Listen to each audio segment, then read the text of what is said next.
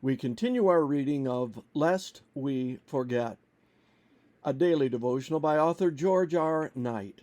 Today's reading, April 15. Refining the Advent Message. For the Lamb which is in the midst of the throne shall feed them, and shall lead them unto living fountains of waters. Revelation 7:17.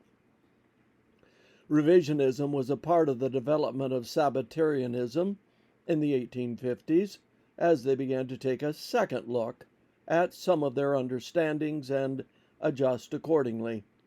So it was on the aspects of the shut door issue, as we saw yesterday.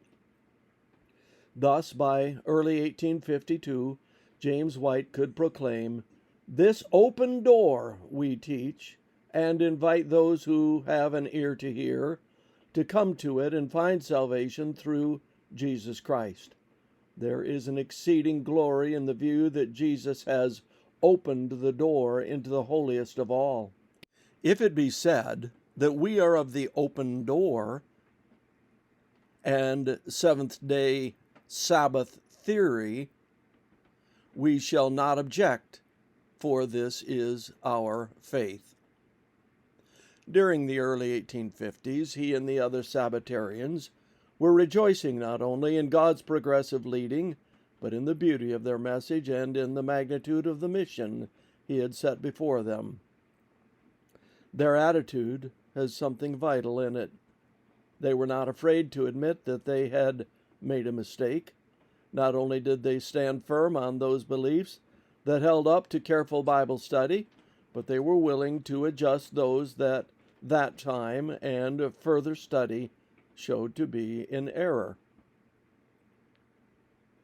Too many of us view truth as static.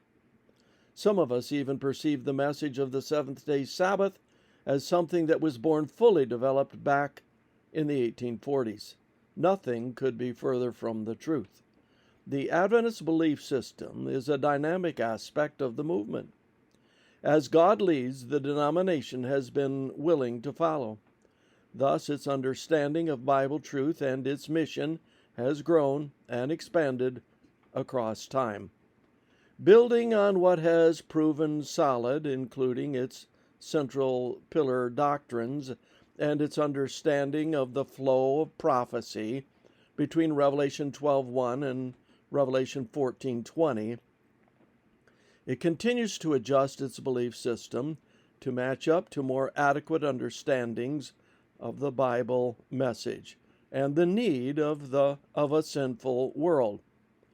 And the transformations aren't over yet. God will continue to lead his people up through that day when we see Christ coming in the clouds. We thank you, our Father, for leading us in the past, and we look forward to your guidance in the future. Help us to have open minds and ready hearts as you direct us step by step. This concludes our reading today of Lest We Forget.